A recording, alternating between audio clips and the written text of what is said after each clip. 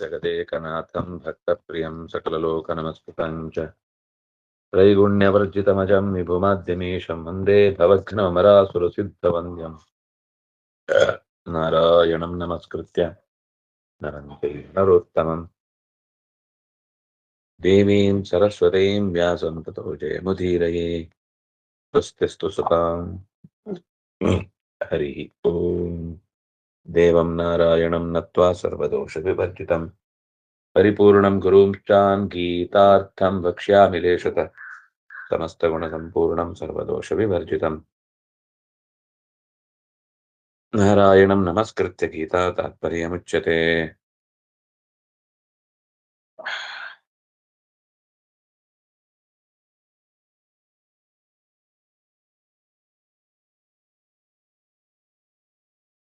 ಸುದುರ್ದರ್ಶಮಿದಂ ಮಾಂ ಅರ್ಜುನನ ಅಳಲನ್ನ ಕೇಳಿಸಿಕೊಂಡಂತಹ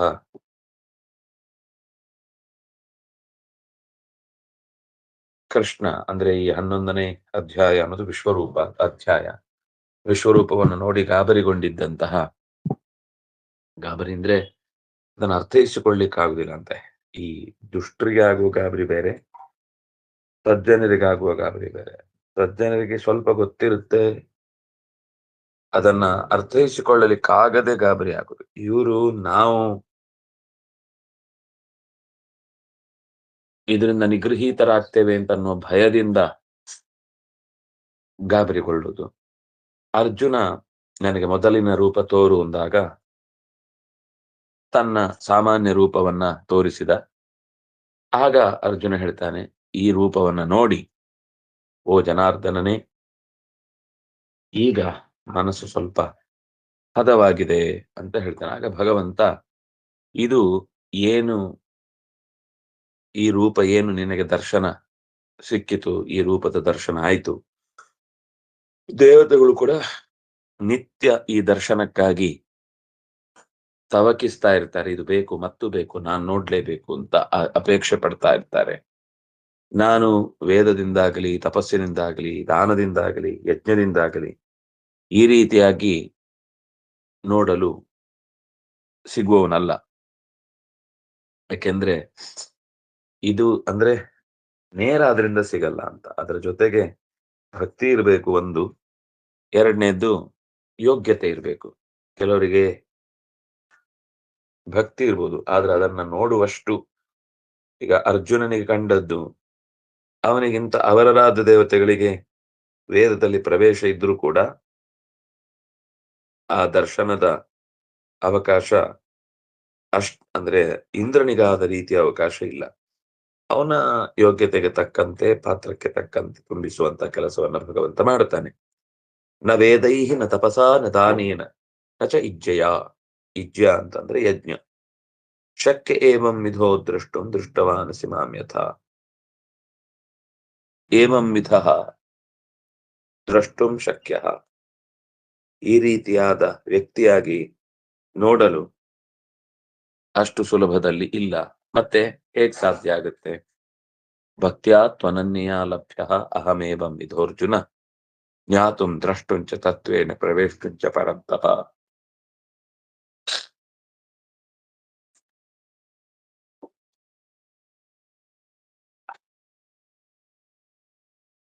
ಜ್ಞಾತುಂ ತಿಳಿಯಲು, ದ್ರಷ್ಟುಂ ನೋಡಲು, ತತ್ವೇನ ಪ್ರವೇಷ್ಟುಂ ಪೂರ್ತಿ ನಿನ್ನೊಳಗೆ ನುಗ್ಗುವುದಕ್ಕೆ ಅಥವಾ ನಿನ್ನೊಳಗೆ ಹೊಕ್ಕು ನಿನ್ನಲ್ಲೇ ಮೈ ಮರೆಯುವುದಕ್ಕೆ ಭಕ್ತಿಯಿಂದ ಮಾತ್ರ ಸಾಧ್ಯ, ಹೊರತು ಲಾಜಿಕ್ಕಿನಿಂದ ಅಥವಾ ಇನ್ಯಾವುದೋ ಒಂದು ವಿಧಾನದಿಂದ ದೇವರನ್ನ ಹಾಗೆ ಕಾಣುವುದು ಅಸಾಧ್ಯ.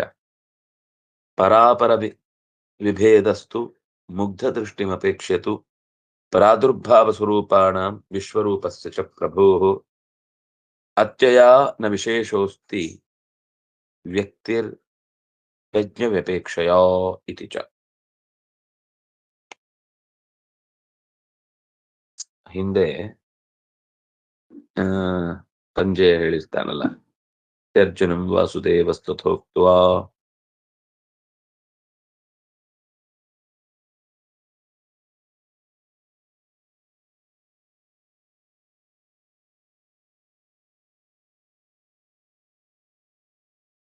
ಈಗ ಇಂದ್ರ ದೊಡ್ಡವನು, ಆದ್ರಿಂದಾಗ ಅಂಥದ್ದು ಕಂಡ, ಉಳಿದ ದೇವತೆಗಳು ಚಿಕ್ಕವರು, ಅದರಿಂದಾಗಿ ಅವರಿಗೆ ಅಷ್ಟು ದೊಡ್ಡ ಪ್ರಮಾಣದ ದರ್ಶನ ಆಗ್ಲಿಕ್ಕಿಲ್ಲ ಅನ್ನುವ ಆ ವ್ಯತ್ಯಾಸವನ್ನ ಮುಗ್ಧ ದೃಷ್ಟಿಮಪೇಕ್ಷತು ಪ್ರಾದುರ್ಭಾವ ಸ್ವರೂಪಾಣ ವಿಶ್ವರೂಪ ಸಚ ಪ್ರಭು. ಭಗವಂತನ ಬೇರೆ ಬೇರೆ ಬೇರೆ ಬೇರೆ ರೂಪದ ಈ ವಿಶ್ವರೂಪದ ಅನಂತ ಮುಖಗಳನ್ನ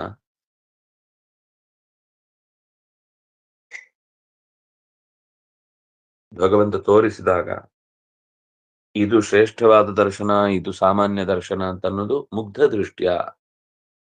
ಸಾಮಾನ್ಯ ಅಂದ್ರೆ ಅವನ ಬಗ್ಗೆ ತಿಳ್ಕೊಳ್ಳಿಕ್ಕೆ ಬಾರದೇ ಇದ್ದವರು ಇಲ್ಲಿರುವ ಭಗವದ್ ರೂಪ ದೊಡ್ಡದು, ಅಲ್ಲಿರುವ ಭಗವದ್ ರೂಪ ಚಿಕ್ಕದು, ತ್ರಿವಿಕ್ರಮ ರೂಪ ತುಂಬಾ ಚೆನ್ನಾಗಿದೆ, ರಾಮರೂಪ ಪುಟ್ಟದಾಗಿದೆ, ಅದರಲ್ಲಿ ಏನು ಅಷ್ಟು ಸ್ವಾರಸ್ಯ ಇಲ್ಲ ಅಂತ ಹೀಗೆ ವಿಭೇದವನ್ನ ಮುಗ್ಧ ದೃಷ್ಟಿ ಅಂದ್ರೆ ಇನ್ನೂ ತಿಳುವಳಿಕೆಯಿಂದ ನ್ಯೂನತೆ ಇರುವಲ್ಲಿ ಮಾತ್ರ ಹಾಗೆ ಕಾಣುತ್ತೆ. ಅನ್ಯತಾ ನ ವಿಶೇಷೋಸ್ತಿ ವ್ಯಕ್ತಿ ಯಜ್ಞಾನ ಯಜ್ಞ ವ್ಯಪೇಕ್ಷೆಯ. ಇಲ್ಲ ಅಂದ್ರೆ ಭಗವಂತನ ದರ್ಶನದಲ್ಲಿ ಇಂದ್ರನಿಗೆ ಕಂಡ ದೃಷ್ಟಿ, ಇಂದ್ರನಿಗೆ ಕಂಡ ವಿಶ್ವರೂಪ ದೊಡ್ಡದು, ಉಳಿದವರಿಗೆ ಕಂಡ ವಿಶ್ವರೂಪ ಚಿಕ್ಕದು ಅಂತ ಇದು ಅಜ್ಞ ದೃಷ್ಟಿ ವ್ಯಪೇಕ್ಷತು, ಅಜ್ಞರ ದರ್ಶನಕ್ಕೆ ಸಿಗುವಂಥದ್ದು ಹೊರತು ಅದನ್ನೇ ವ್ಯತ್ಯಾಸ ಇದೆ ಅಂತ ಅನ್ನೋದು ಅಜ್ಞರ ದೃಷ್ಟಿಯಿಂದ ಹೊರತು ಭಗವದ್ ದೃಷ್ಟಿಯಿಂದ ಅಲ್ಲ. ಯಾಕಂದ್ರೆ ಎಲ್ಲವೂ ಕೂಡ ಅನ್ಯಥಾ ನ ವಿಶೇಷೋಸ್ತಿ, ಪರಸ್ಪರ ಈ ವಿಶ್ವರೂಪಗಳಿಗೆ ಸಾಮಾನ್ಯ ರೂಪಕ್ಕೆ, ಅಂದ್ರೆ ಈಗ ಅರ್ಜುನನಿಗೆ ನಿನ್ನ ಆ ಮೊದಲಿನ ರೂಪ ತೋರು ಅಂತಂದ್ರೆ ಅದು ಚಿಕ್ಕದಾಯ್ತು, ಹಿಂದಿನ ಆ ವಿಶ್ವರೂಪವನ್ನ ತೋರಿದ್ದು ದೊಡ್ಡದಾಯ್ತು ಅಂತ ಈ ಭಾವನೆ ಇದೆಯಲ್ಲ, ಇದು ನಮ್ಗೆ ಹಾಗೆ ಕಾಣುತ್ತಷ್ಟೇ. ಸಾಮಾನ್ಯರಿಗೆ ಅವೆರಡಕ್ಕೂ ವ್ಯತ್ಯಾಸ ಕಾಣುತ್ತೆ, ಆದ್ರೆ ನ ವಿಶೇಷೋಸ್ತಿ, ಅವುಗಳ ನಡುವೆ ಯಾವುದೇ ವಿಶೇಷ ಇಲ್ಲ. ಇದು ತಿಳ್ಕೊಳ್ಬೇಕಿದ್ದ ಸಂಗತಿ. ಕಿಂಚಿನ್ ಮನುಷ್ಯವತ್ ದೃಶ್ಯಮಾನತ್ವಾತ್ ಮಾನುಷಂ, ಅಂದ್ರೆ ಇದಂ ಮಾನುಷಂ ರೂಪಂ ದೃಷ್ಟ್ವಾ ತವ ಸೌಮ್ಯಂ ಜನಾರ್ದನ ಅನ್ನಲ್ಲ. ಅರ್ಜುನನೇ ಹೇಳ್ತಾ ಇದ್ದಾನೆ ಮಾನುಷಂ ಅಂತ, ಆದ್ರೆ ನೀವು ಮಾತ್ರ ಅವನ್ ಮನುಷ್ಯ ಅಲ್ಲ ಹಾಗೆ ಹೀಗೆ ಅಂತ ಹೇಳ್ತಾ ಇದ್ದೀರಿ ಅಂತಂದ್ರೆ ಮನುಷ್ಯನಂತೆ ಕಾಣ್ತಾನೆ ಅನ್ನೋದಕ್ಕೋಸ್ಕರ ಮಾನುಷ ಅಂತ ಬಳಸುದು. ಕಿಂಚಿನ್ ಮನುಷ್ಯವತ್ ದೃಶ್ಯಮಾನತ್ವಾತ್ ಮಾನುಷಂ, ಸ್ವಲ್ಪ ರಿಸಂಬ್ಲೆನ್ಸ್, ಸಾಮೀಪ್ಯ, ಸ್ವಲ್ಪ ಹೋಲಿಕೆ ಇದೆ, ಆದ್ರಿಂದಾಗಿ ಮಾನುಷಂ ಅಂತ ಶಬ್ದ ಬಳಸಿದ್ದು. ಏ ದರ್ಶನ ಕಾಂಕ್ಷಿಣ ತೈರಪಿ ಇದಾನಿಂ ದೃಷ್ಟಂ ಪ್ರಾಯ. ಹೆಚ್ಚು ಕಮ್ಮಿ ನಿತ್ಯಂ ದರ್ಶನ ಕಾಂಕ್ಷಿಣ ಅಂತ ಹೇಳಿದ್ರಲ್ಲ, ನಿತ್ಯಂ ದರ್ಶನ ಕಾಂಕ್ಷಿಣ ಅಂದ್ರೆ ಈಗ ಈ ನೋಡೋ ಮುಂಚೆಯೂ ನಿತ್ಯ ಇತ್ತು ದರ್ಶನವನ್ನು ಮಾಡ್ತಿದ್ರು ಅಂತ ಅರ್ಥ. ಈಗಾಗ್ಲೇ ನೋಡಿದ್ರೂ ಕೂಡ ಮತ್ತೆ ನೋಡ್ಬೇಕು ಅನ್ನೋ ಬಯಕೆ ಇದೆ ಅಂತ ಹೊರತು ಯಾವತ್ತೂ ನೋಡೇ ಇಲ್ಲ ಬೇರೆಯವರು, ಈಗಲೇ ನಿಂದು ನೋಡಿದಾಗ ಅವ್ರಿಗೆ ನೋಡ್ಬೇಕು ಅಂತ ಅನ್ಸಿತು ಅಂತ ಅರ್ಥ ಅಲ್ಲ. ಏ ದರ್ಶನ ಕಾಂಕ್ಷಣ ತೈರಪಿ ಇದಾನಿ, ಅವರು ಕೂಡ ಈಗಾಗಲೇ ದೃಷ್ಟಪ್ರಾಯ, ಹೆಚ್ಚು ಕಮ್ಮಿ ಅವರು ಕೂಡ ದರ್ಶನ ಅವರವರ ಪಾತ್ರಕ್ಕೆ ತಕ್ಕಂತೆ ಮಾಡಿರ್ತಾರೆ ಅನ್ನುವಲ್ಲಿಗೆ ಶ್ರೀಮದ್ ಆನಂದ ತೀರ್ಥ ಭಗವತ್ಪಾದಾಚಾರ್ಯ ವಿರಚಿತೆ ಶ್ರೀಮದ್ ಭಗವದ್ಗೀತಾ ತಾತ್ಪರ್ಯ ನಿರ್ಣಯೇ ಏಕಾದಶೋಧ್ಯಾಯ. ಒಂದು ಶ್ಲೋಕ ಮೇಲೆ ಬಾಕಿ ಇದೆ. ಮತ್ಕರ್ಮಕೃತ್ ಮತ್ಪರಮಃ ಮದ್ಭಕ್ತಃ ಸಂಗವರ್ಜಿತಃ ನಿರ್ವೈರಃ ಸರ್ವಭೂತೇಷು ಯಃ ಸ ಮಾಮೇತಿ ಪಾಂಡವ, ಯಸ್ಸ ಮಾಮೇತಿ ಪಾಂಡವ. ಮತ್ಕರ್ಮಕೃತ್, ಚಟುವಟಿಕೆಗಳನ್ನ ಮಾಡುವಾಗ್ಲೂ ಭಗವಂತನ ನೆನಪನ್ನ ತಂದುಕೊಳ್ಳುವವ. ಮತ್ಪರಮಃ, ನಾನು ಎಲ್ಲದಿಗಿಂತ ಮಿಗಿಲು ಸರ್ವೋತ್ತಮ ಅನ್ನುವ ಅರಿವು ಇರುವವ. ಮದ್ಭಕ್ತಃ, ನನ್ನಲ್ಲಿ ಹೊರತುಪಡಿಸಿ ಪ್ರಧಾನವಾದ ಭಕ್ತಿಯನ್ನ ನನ್ನಲ್ಲೇ ಮಾಡುವವ. ಸಂಗವರ್ಜಿತ, ಬೇರೆ ಭಗವದ್ ವಿರೋಧಿ ಚಟುವಟಿಕೆಗಳ ಹುಚ್ಚರ ಜೊತೆಗೆ ಹೆಚ್ಚು ಅವರನ್ನು ಹಚ್ಚಿಕೊಳ್ಳದೆ ಇರುವವ. ಅಥವಾ ಕರ್ಮವನ್ನ ಮಾಡಿದ ಮೇಲೆ ಪರಮಾತ್ಮನ ಪರವಾಗಿ ಮಾಡಿದ್ರು ಕೆಲವರು ನನಗೇನಾದ್ರೂ ಒಂದು ಫಲ ಸಿಗಲಿ ಅಂತ ನಿರೀಕ್ಷೆ ಮಾಡುವರಿರ್ತಾರೆ. ಈ ಸಜ್ಜನ ಅಂಥ ತಪ್ಪು ಮಾಡಲ್ಲ. ದೇವರನ್ನ ಪ್ರೀತಿಸಿದ್ದು ದೇವರಿಗಾಗಿ.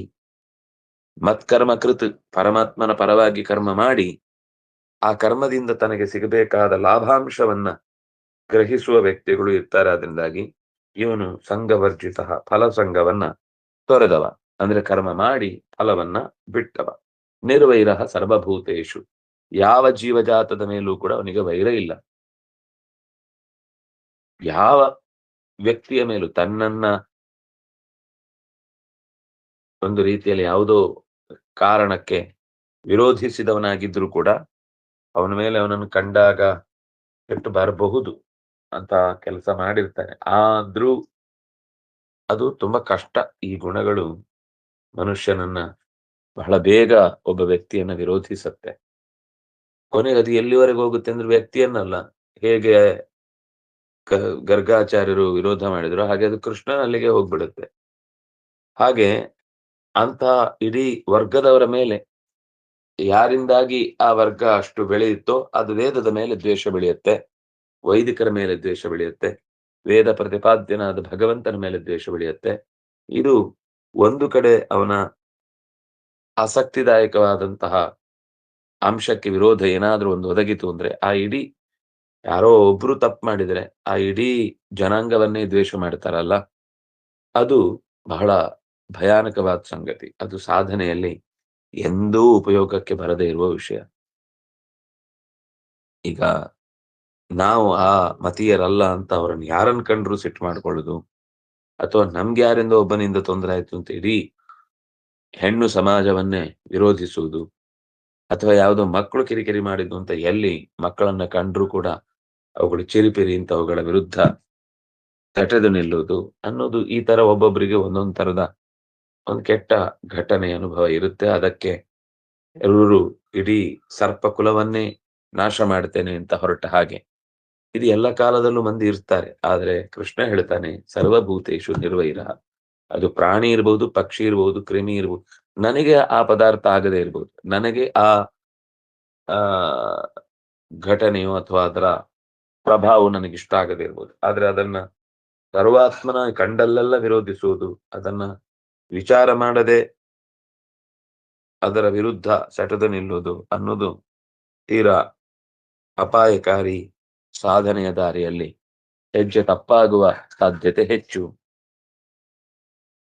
ಯಸ್ಸ ಮಾಮೇತಿ ಪಾಂಡವ, ಇಂಥವನು ಯಾರು ನಿರ್ವೈರನಾಗಿ ಯಾರನ್ನೂ ವೈರ ಕಟ್ಟಿಕೊಳ್ಳದೆ, ಅವ್ರು ಇವನನ್ನು ವೈರ ಮಾಡಬಹುದು, ಅದೇನ್ ಮಾಡ್ಲಿಕ್ಕಾಗಲ್ಲ. ಆದ್ರೆ ತಾನಾಗಿ ಯಾರನ್ನು ದ್ವೇಷಿಸದೆ ಯಾರಿರ್ತಾನೋ ಅವನು ಮಾಂ ಏತಿ, ಅವನು ನನ್ನನ್ನು ಬಂದು ಸೇರ್ತಾನೆ ಖಂಡಿತ ಅಂತ. ಏ ಪಾಂಡವ, ಯಾವಾಗ ಪಾಂಡುವಿನಂತೆ, ಪಾಂಡು ಅಂದ್ರೆ ಸ್ವಚ್ಛ, ಪಾಂಡು ಅಂದ್ರೆ ಈ ಪಾಂಡುವಿನ ಆಡಳಿತದ ಬಗ್ಗೆ ಹೇಳುವಾಗ್ಲೂ ತುಂಬಾ ಶುದ್ಧ ಮನಸ್ಕನಾಗಿ ರಾಜ್ಯಭಾರ ಮಾಡುತ್ತಿದ್ದ ಅಂತ. ನೀನು ಅಂಥ ರಾಜನ ಮಗ ಅಂತ ಒಂದು.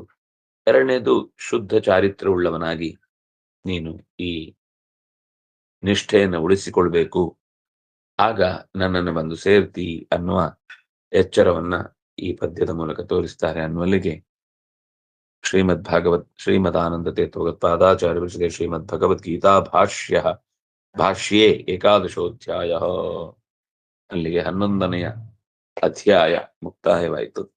ಅಥ ದ್ವಾದಶ, 12ನೇ ಅಧ್ಯಾಯ.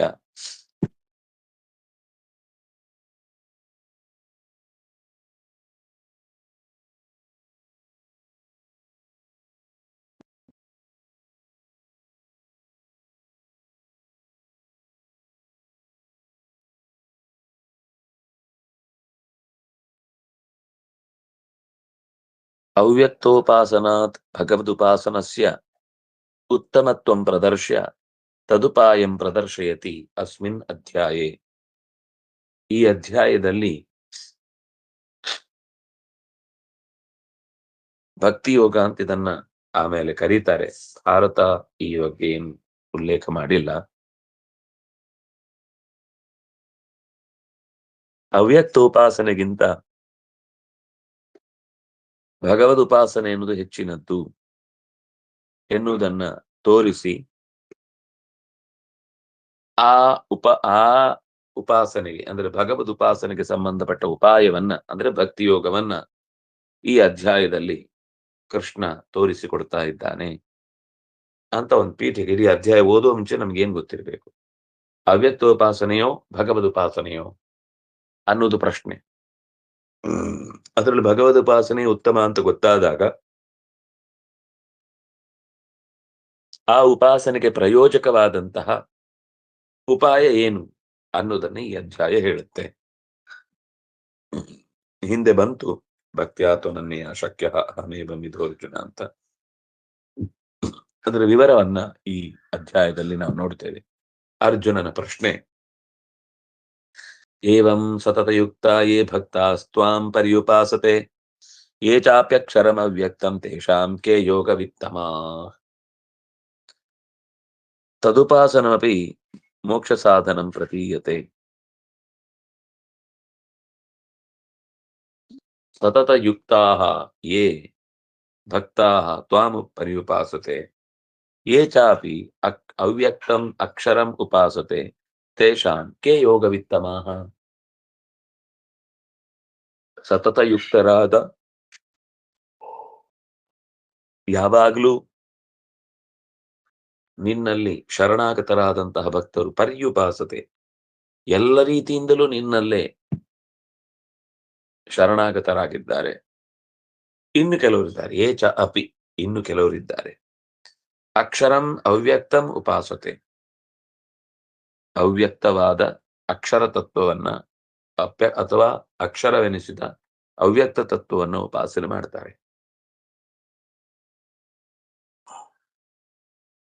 ಇವರಲ್ಲಿ ಯಾರು ಯೋಗವಿತ್ತಮ, ಯಾರು ನಿಜವಾದ ಉಪಾಸಕರು, ತಿಳಿದದ್ದು ಸರಿ ಇದೆ, ಇವರ ದಾರಿ ಅನ್ನೋದು ಹೆಚ್ಚು ಅನುಕೂಲಕರ ಅಂತ ಯಾರ ಅಂಶಕ್ಕೆ ನೀವು ಒತ್ತು ಕೊಡ್ತೀರಿ ಅನ್ನೋ ರೀತಿಯಲ್ಲಿ ಅರ್ಜುನನ ಪ್ರಶ್ನೆ ಕೃಷ್ಣನಿಗೆ.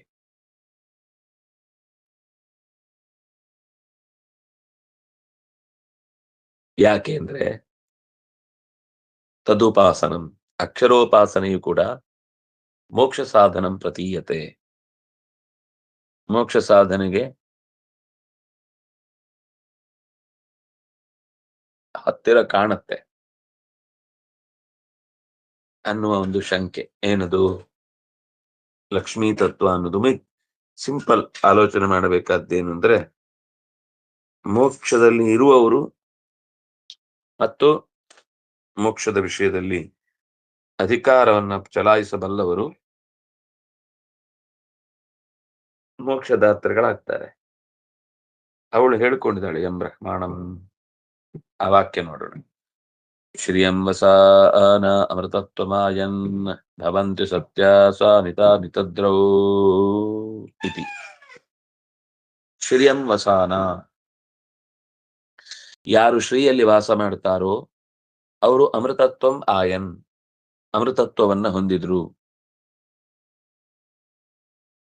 ಅವರು ಏನೆಲ್ಲ ಚಿಂತಿಸ್ತಾರೋ ಅದು ಸತ್ಯಾಭವಂತಿ ಸಮಿಧಾ. ಅವರು ಕೊಟ್ಟ ಆಹುತಿ, ಅವರು ಕೊಟ್ಟ ನಿನಗೆ ಏನೇನು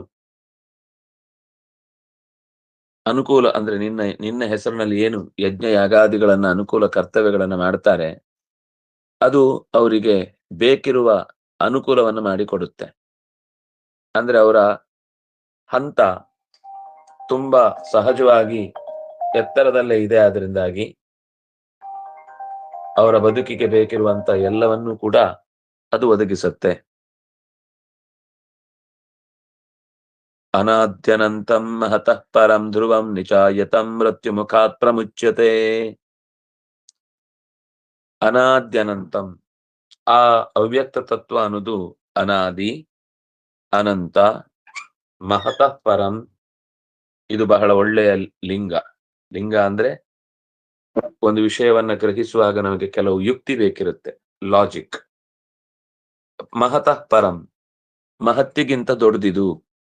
ಧ್ರುವಂ, ಮತ್ತೆ ಇದು ಇನ್ಯಾರನ್ನು ಪ್ರಾರ್ಥಿಸಿ ಮೋಕ್ಷಕ್ಕೆ ಹೋಗ್ಬೇಕಾದಲ್ಲಿ ಇದು ಈಗಾಗ್ಲೇ ಸ್ಥಿರವಾಗಿ ತನ್ನ ಈ ಚತುರ್ಮುಖನ ಸ್ಥಾನ ಅನ್ನೋದು ಅದು ಬರುವಂತದ್ದು ಮತ್ತು ಆ ಸ್ಥಾನದಿಂದ ಪದವಿಯಿಂದ ಚ್ಯುತ ಆಗುವುದಕ್ಕಿಂತ ಹೆಚ್ಚು ಬೇಡ. ಆ ಸ್ಥಾನ ಬಿಟ್ಟು ಬೇರೆ ಕಡೆಗೆ ಹೋಗ್ಬೇಕಾಗತ್ತೆ. ಅಂದ್ರೆ ಮೋಕ್ಷ ಇದೆ. ಆಗ ಆ ಸ್ಥಾನದಲ್ಲಿ ಅವನಿಲ್ಲ. ಮತ್ತೆ ಮುಂದಿನ ಸೃಷ್ಟಿಗೆ ಅವನನ್ನು ಯಾರು ಏನ್ ಕೇಳಿದ್ರು ನಾನು ಪರಭಾರೆ ಮಾಡಿದ್ದೇನೆ ಅಧಿಕಾರವನ್ನ, ಅವನತ್ರ ಕೇಳಿ ಅಂತ ಹೇಳ್ತಾನೆ. ಆದ್ರೆ ಈ ತತ್ವ ಇದೆಯಲ್ಲ, ಧ್ರುವಂ, ಸ್ಥಿರವಾದಂತಹ ಸ್ಥಾನ. ಲಕ್ಷ್ಮಿ ಅನ್ನೋದು ಒಂದು ಪದವಿ ಅಲ್ಲ, ಲಕ್ಷ್ಮಿ ಅನ್ನೋದು ಒಂದು ಸ್ವರೂಪ. ಅಲ್ಲಿ ಯಾರು ಬೇರೆಯವರು ಮತ್ತೆ ನಾಳೆ ಇನ್ನೊಬ್ಳು ಲಕ್ಷ್ಮಿಯಾಗಿ ಬರಲ್ಲ. ಭಗವಂತನ ಸ್ಥಾನಕ್ಕೆ ಹೇಗೆ ಮತ್ತೊಬ್ಬ ಬರುವುದಿಲ್ವೋ ಹಾಗೆ ಲಕ್ಷ್ಮೀ ಸ್ಥಾನಕ್ಕೆ ಇನ್ನೊಬ್ರು ಯಾರು ಬರುದು. ನಿಚಾಯತ ಮೃತ್ಯು ಮುಖಾತ್ ಪ್ರಮುಚಿತ. ಅವಳನ್ನ ಅನನ್ಯವಾಗಿ ಶರಣಾದ್ರೆ ಮೃತ್ಯುವಿನ ಬಾಯಿಯಿಂದ ಆಕೆ ಹೊರಗೆ ತರ್ತಾಳೆ. ಮಾಯಾಮಯವಾದಂತಹ ಬದುಕಿನಿಂದ, ಸಂಸಾರದಿಂದ ಆಚೆಗೆ ತರ್ತಾಳೆ. ಇತಿಚ ಅವ್ಯಕ್ತಂಚ ಮಹತಃ ಪರಂ. ಅವ್ಯಕ್ತ ಅನ್ನೋದು ಮಹತ್ತಿಗೆ ಪರ ಅನ್ನೋದು. ಅವ್ಯಕ್ತ ಮಹತಃ ಪರಂ ಅವ್ಯಕ್ತಂ ಇತ್ಯಾದುಕ್ತ ಪರಾಮರ್ಶೋಪತ್ತೇ. ಮಹತ್ತತ್ವ ಅಂದ್ರೆ ಚತುರ್ಮುಖ. ಚತುರ್ಮುಖನಿಗಿಂತ ಮೀರಿದ್ದು ಅಥವಾ ಚತುರ್ಮುಖನ ಜನನ ಸ್ಥಾನ ಅದು ಅವ್ಯಕ್ತ ತತ್ವ. ಆದ್ರಿಂದಾಗಿ ಅದನ್ನೇ ಇಲ್ಲಿ ಹೇಳಿದ್ದಾದ್ರಿಂದಾಗಿ ಪರಾಮರ್ಶೆ ಮಾಡಿದಾಗ್ಲೂ ನಮಗೆ ಸಿಕ್ಕುವುದು ಈ ಅವ್ಯಕ್ತ ತತ್ವ ಅಂದ್ರೆ ಲಕ್ಷ್ಮೀದೇವಿ. ಉಪಾಸ್ಯತಾಂ ಶ್ರಿಯಮವ್ಯಕ್ತ ಸಂಜ್ಞಾಂ ಭಕ್ತ್ಯಾ ಮರ್ತ್ಯೋ ಮುಚ್ಯತೆ ಸರ್ವಬಂಧೈಃ ಇತಿ ಸಾಮವೇದೆ ಅಗ್ನಿವೇಶ್ಯ ಶಾಖಾಯಾಂ ತಾಂ ಶ್ರಿಯಂ ಅವ್ಯಕ್ತ ಸಂಜ್ಞಾಂ ಭಕ್ತ್ಯಾ ಉಪಾಸ್ಯ ಸರ್ವಬಂಧೈಃ ಮರ್ತ್ಯಃ ಮುಚ್ಯತೆ. ತಾಂ, ಆ ಶ್ರಿಯಂ, ಶ್ರೀ ಸ್ವರೂಪಳಾದಂತಹ ಅವ್ಯಕ್ತ ಸಂಜ್ಞಾಂ. ಇಲ್ಲಿ ಯಾಕೆ ಈ ಮಾತು ಹೇಳಿದಂದ್ರೆ ಅವ್ಯಕ್ತ ಸಂಜ್ಞಾ ಅಂತ ಸ್ಪಷ್ಟವಾಗಿ ಇದೆ ಸ್ತ್ರೀಲಿಂಗದಲ್ಲಿ. ಅವ್ಯಕ್ತ ಸಂಜ್ಞಾನ್ ಶ್ರಿಯಂ ತಾಂ ಭಕ್ತ್ಯ, ಅವಳನ್ನು ಕೂಡ ಶ್ರದ್ಧೆಯಿಂದ ಉಪಾಸ್ಯ, ಉಪಾಸನೆ ಮಾಡಿ, ಮರ್ತ್ಯ, ಮರ್ತ್ಯನು ಸರ್ವಬಂಧೈಹಿ, ಬದುಕಿನ ಎಲ್ಲ ಬವಣೆಗಳಿಂದ ಮುಚ್ಚತೆ, ಬಿಡುಗಡೆಯನ್ನು ಹೊಂದುತ್ತಾನೆ. ಇದು ಸ್ಪಷ್ಟವಾಗಿ ಇರುವ ಮಾತು. ಇತಿ ಸಾಮವೇದ ಅಗ್ನಿವೇಶ ಶಿಖಾಯಾಂ ಮಹಚ್ಚ ಮಾಹಾತ್ಮ್ಯಂ ತಸ್ಯಾ ವೇದೇಶು ಉಚ್ಯತೆ. ಮಹಚ್ಚ ಮಾಹಾತ್ಮ್ಯಂ ತಸ್ಯಾಹ, ಅವಳ ಮಹತ್ತ ಮತ್ತು ಮಾಹಾತ್ಮ್ಯ ಎರಡನ್ನೂ ಕೂಡ ವೇದಗಳಲ್ಲಿ ನಿರೂಪಣೆ ಮಾಡಿದ್ದಾರೆ. ಏನು ಅಂತ? ಚತುಷ್ಕಬರ್ಧ ಯುವತಿ ಸುಪೇಶ ಘೃತ ಪ್ರತೀಕ ವಯುನಾ ನಿವಸ್ತೆ ತಸ್ಯಾಂ ಸುಪರ್ಣಾ ವೃಷಣಾ ನಿಷೇಧತು ಯತ್ರ ದೇವಾ ದಧಿರೆ ಭಾಗಧೇಯಂ. ದೇವಾಹ ಯತ್ರ ಭಾಗಧೇಯಂ ದಧಿರೆ, ಎಲ್ಲ ದೇವತೆಗಳು ಯಾರಲ್ಲಿ ತಮ್ಮ ಭಾವನೆಗಳನ್ನ ಅಥವಾ ತಾವು ಸಮರ್ಪಿಸಬೇಕಾದ ಪೂಜೆಯನ್ನ ಒಪ್ಪಿಸ್ತಾರೋ ಅಂತಹ ಚತುಷ್ಕಪರ್ಧ, 4 ಜಡೆಯವಳು, ಯುವತಿ ಅತ್ಯಂತ ಸುಂದರಳು, ಸುಪರ್ಣ ಸುಪೇಶ, ಪೇಶ ಅಂದ್ರೆ ಚಂದ, ಸುಪೇಶಲ ಅಥವಾ ಸುಪೇಶ, ಘೃತ ಪ್ರತೀಕ, ತುಪ್ಪದ ದೀಪದಲ್ಲಿ ಅಥವಾ ತುಪ್ಪವೇ ಶರೀರವಾಗಿ, ಅಂದ್ರೆ ತುಪ್ಪದಲ್ಲಿ ವಿಶೇಷವಾದ ಅವಳ ಸನ್ನಿಧಾನ ಇದೆ. ತುಪ್ಪದ ದೀಪ ಅನ್ನೋದು ದೇವರಿಗೆ ಬಹಳ ಇಷ್ಟ. ಯಾಕೆಂದ್ರೆ ಅವಳು ಲಕ್ಷ್ಮಿ ಆ ದೀಪವನ್ನ ಪ್ರತಿನಿಧಿಸ್ತಾಳೆ ಅನ್ನುವ ಕಾರಣಕ್ಕಾಗಿ. ಅಂದ್ರೆ ಆ ದೀಪ ಹಚ್ಚಿದಾಗ್ಲೂ ಆ ವಾತಾವರಣದಲ್ಲಿ ಒಂದು ದೈವಿಕತೆ ತನ್ನಿಂದ ತಾನೇ ನಿರ್ಮಾಣ ಆಗುತ್ತೆ. ಅದು ಲಕ್ಷ್ಮಿ ತನ್ನುವುದು ನಮ್ಮ ಇಂದ್ರಿಯಗಳ ಗೆಲುವಿಗೆ ಬೇಕಿರುವಂತಹ ಲಕ್ಷಣಯುಕ್ತವಾದ ಬದುಕನ್ನ ಕಲ್ಪಿಸ್ಲಿಕ್ಕೆ ಶಕ್ತಿ ಕೊಡುವಂತಹ ದೇವತಾ ಶಕ್ತಿ. ಹಾಗಾಗಿ ಅವಳಿಗೆ ಹೆಸರೇ ಘೃತ ಪ್ರತೀಕ ಅಂತ. ಅನಿತ್ಯಂ ಘೃತ ಪೂರ್ಣ ಅನ್ನದಾಯಿನಿ. ಊಟದಲ್ಲೂ ಕೂಡ ತುಪ್ಪವನ್ನ ಬೆರೆಸಿದ ಅನ್ನವನ್ನ ಉಣಬೇಕು ಅಂತ. ಆಗ ಅಂದ್ರೆ ನೈವೇದ್ಯಕ್ಕಾದ್ರೂ ಹಾಕಿರ್ಬೇಕು. ನಾವು ನಿತ್ಯ ಊಟಕ್ಕೆ ಹಾಕೊಳ್ಳಿಕ್ಕೆ ಆಗ್ಲಿಲ್ಲ ಅಂದ್ರು ನೈವೇದ್ಯಕ್ಕಾದ್ರೂ ದೇವರ ಮುಂದೆ ಇಡುವಾಗ ತುಪ್ಪ ಬೆರೆಸಿದ್ರೆ ಅದು ಲಕ್ಷ್ಮೀ ಸನ್ನಿಧಾನದಿಂದ ಭಗವಂತ ಪ್ರೀತಿಯಿಂದ ಸ್ವೀಕರಿಸ್ತಾನೆ ಅಂತ. ಹಾಗಾಗಿ ಘೃತ ಪ್ರತೀಕ ವಯುನಾ ನಿವಸ್ತೆ.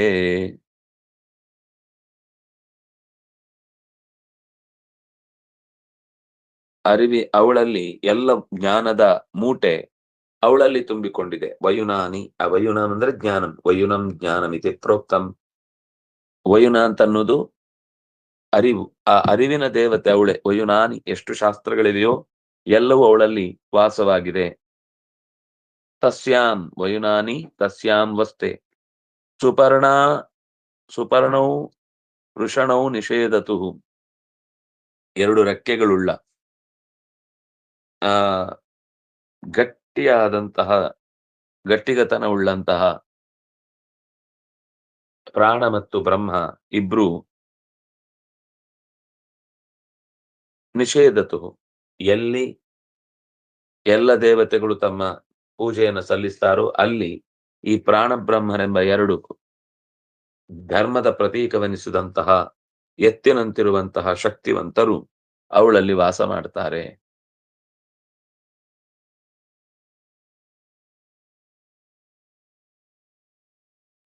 ಹೀಗೆ ಭಾಗಧೇಯಂ ಅನ್ನುವಲ್ಲಿಗೆ ಮುಂದೆ ಮತ್ತೊಂದು ವೇದದ ಮಾತಿನ ಮೂಲಕ ಪೂರ್ವ ಪಕ್ಷಕ್ಕೆ ಬೇಕಿರುವಂತಹ ಸಿದ್ಧತೆಯನ್ನ ಈ ಪದ್ಯಗಳ ಮೂಲಕ ಮಾಡ್ತಾ ಇದ್ದಾರೆ. ಅಂದ್ರೆ ಇದನ್ನ ಗಮನಿಸಿದಾಗ ಲಕ್ಷ್ಮಿ ಈ ಮೋಕ್ಷಕ್ಕೆ ಸಹಾಯಕಳಾದ್ರಿಂದ ಅವಳನ್ನೇ ಉಪಾಸನೆ ಮಾಡ್ಬೋದಲ್ವಾ, ನಾರಾಯಣನನ್ನೇ ಉಪಾಸನೆ ಮಾಡಬೇಕು ಅಂತೇನಿಲ್ಲ. ಅವನನ್ನು ಬಿಟ್ಟು ನಾವು ಇದನ್ನು ಉಪಾಸನೆ ಮಾಡಿದ್ರೆ ಏನ್ ತಪ್ಪು? ಯಾಕಂದ್ರೆ ವೇದದಲ್ಲಿ ನೀವೆಲ್ಲದಕ್ಕೂ ಆಧಾರ ಹೇಳುದು ವೇದ.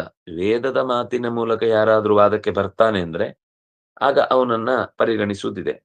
ವೇದ ಒಪ್ಪದೇ ಇದ್ದವ್ರ ಹತ್ರ ವಾದ ಏನ್ ಮಾಡುದು? ಸುಮ್ನೆ ಆಯ್ತು ಆಯ್ತು ಆಯ್ತು ಅಂತ ಹೇಳಿ ತಲೆ ತಗ್ಗಿಸಿ ಮುಂದೆ ಹೋಗ್ಬೇಕಷ್ಟೆ. ನಾಳೆ ನೋಡೋಣ. ಶ್ರೀಹರಿ ಪ್ರಿಯತಾ.